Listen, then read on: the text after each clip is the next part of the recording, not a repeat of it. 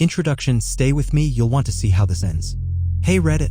If you're here, I assume you like reading about betrayal, secrets, and especially carefully orchestrated revenge that takes years to unfold. This is going to be a very long post, probably the longest thing I've ever typed in my life. Maybe too long for some, but if even one person reads it through and thinks, damn, that was worth every word, then I can finally close this chapter for good. So here's my promise, I won't hold back a single detail. I'll tell you how I fell in love with someone so completely that I didn't notice how easily they slipped the knife between my ribs. I'll tell you how I wasted whole years of my youth ignoring signs so obvious my friends tried to stage an intervention. And then I'll tell you, step by step, how I took every lie, every sleepless night, every stolen dollar, and turned them into the gears of a machine designed to ruin them in return. If you're the type to skip to the end, don't. The delicious part is how it all builds, how trust crumbles grain by grain, how anger grows like ivy up a brick wall until it splits the stone. How revenge tastes best when you know every ingredient that went into it. Alright, buckle up. The whole damn story from first glance to final straw. When I thought the universe was kind. My name's Eli. I'm 35 now, but back then, when this all started, I was 26 and still idealistic enough to believe that being a good guy made you untouchable. I was a project manager at a boutique architectural firm, basically herding cats with blueprints. I liked the work, organizing chaos, keeping promises, turning coffee into completed buildings. I was the guy who stayed late to finish someone else's neglected reports. The guy who volunteered for team lunches. The guy who believed that if you love people well enough, they'll love you back just as honestly. I met her on a rain-soaked Tuesday in October. Her name, well, let's call her Marissa.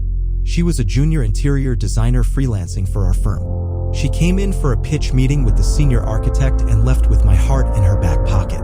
She had this disarming laugh, she'd cover her mouth with her sleeve when she giggled like she couldn't believe she was really allowed to be happy. That broke me in the best way. I wanted to be the reason she laughed like that every day. Our first coffee break turned into dinner. Dinner turned into spending every night together. Within 4 months, she'd moved into my downtown loft. She pinned vintage Polaroids to the fridge, wrote to-do lists on the bathroom mirror in eyeliner, turned my sleek, sterile place into a warm chaos of throw pillows and thrifted mugs. I thought, this is it.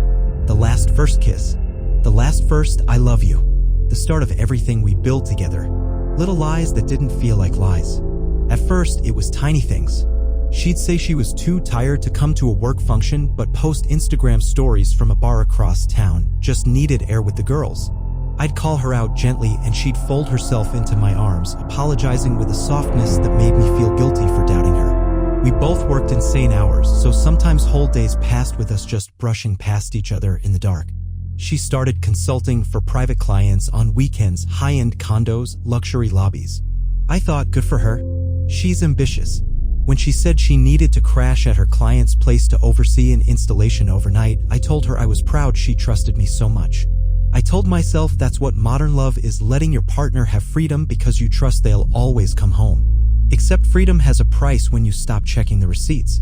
How I actually found out. What blew the whole facade apart wasn't some dramatic lipstick on the collar. It wasn't a text I stumbled on or a friend tattling. It was a misdelivered invoice. One evening, I was sorting mail at the kitchen counter, half watching reruns of Parks and Rec, when I opened a thick envelope addressed to Marissa. Inside was a detailed bill for 3 private design consults at a penthouse apartment across the river. Except the listed contact wasn't a property manager. It was one name, Andrew, with a handwritten note at the bottom, thanks for last weekend. Let's do it again soon, you left your scarf here. The worst part? The scarf was my Christmas gift to her. My brain felt dipped in ice. My hands went warm, then numb. I called her. She was at yoga. I said, how was yoga? She said, intense. I'm so sweaty. I said, how's Andrew's penthouse? There was silence, the kind that makes your ears ring. Then she hung up. She didn't come home that night. Or the next. Aftermath, the mess I pretended to handle well. She came back 3 days later. Her key still worked, my mistake. I was half asleep on the couch, wearing the same shirt I'd worn to work the past 2 days. She tried to spin some garbage. He's just a client. Eli, it got complicated. I didn't know how to tell you. I laughed so hard I nearly choked. Didn't know how to tell me? The receipts told me enough. She left for good the next morning, or so I thought. But the thing about betrayal is that it never really leaves cleanly. There's the heartbreak, sure, but there's also the bills. The lease she'd half signed. the credit cards she'd half-maxed, the friends who didn't want to get involved when you ask, "Did you know?" but definitely knew. When the fog lifted, all that was left was my empty bank account and the echo of her laughter in every corner of my apartment. The deeper rot, the part most people don't see. Most people think cheating is just about sex or lies. But betrayal is an ecosystem, parasites on your money, your time, your reputation. I learned Marissa hadn't just lied about Andrew.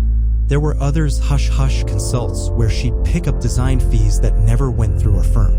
My contacts, my vendor discounts, she'd used them for side gigs that lined her pockets while I picked up her rent.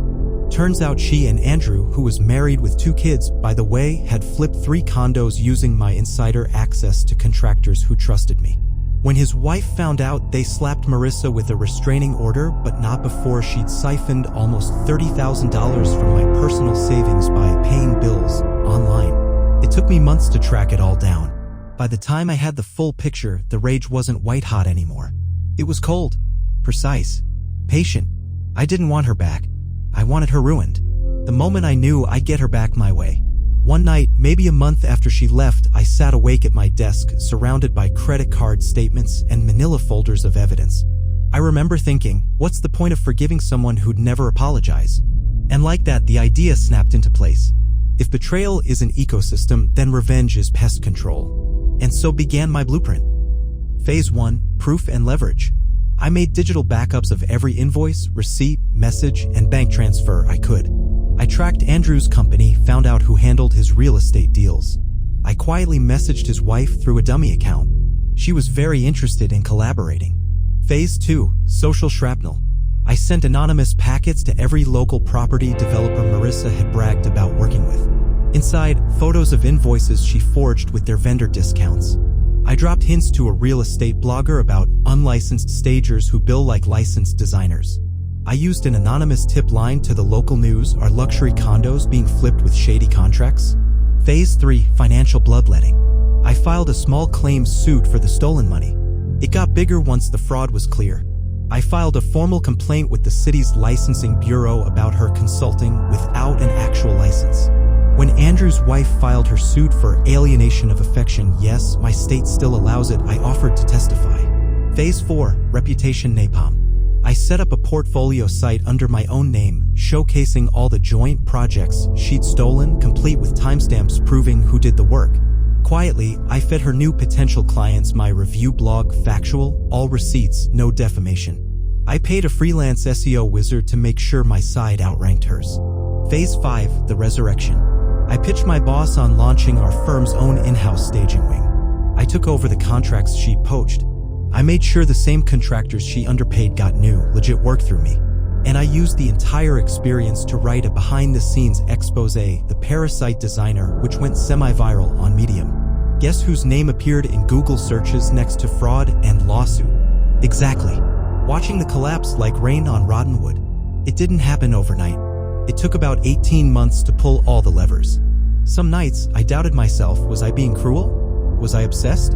But every time I replayed that voice memo, "Thanks for last weekend," I remembered who deserved mercy. Not her. In the end, she tried to rebrand. New city, new clients, new business name. But the internet never forgets.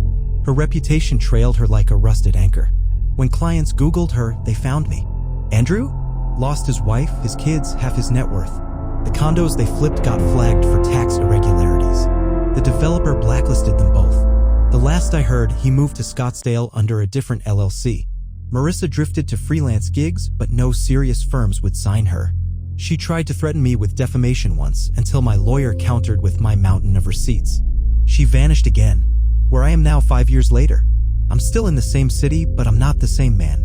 I'm a senior partner now. The staging division I helped build doubled our revenue in 2 years.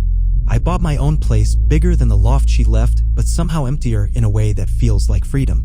I don't stalk her socials. I don't wonder if she's sorry. I know she's aware. That's enough. Sometimes I reread the invoices, my own private museum of betrayal. Not because I'm bitter, well, maybe a little, but because they remind me, when you build your life carefully, someone can't just waltz in and steal it without consequences. If you read this whole thing, thank you. I hope you never have to go through it. But if you do, remember, no one gets to write your ending but you. Hit subscribe and dive into jaw-dropping tales of betrayal.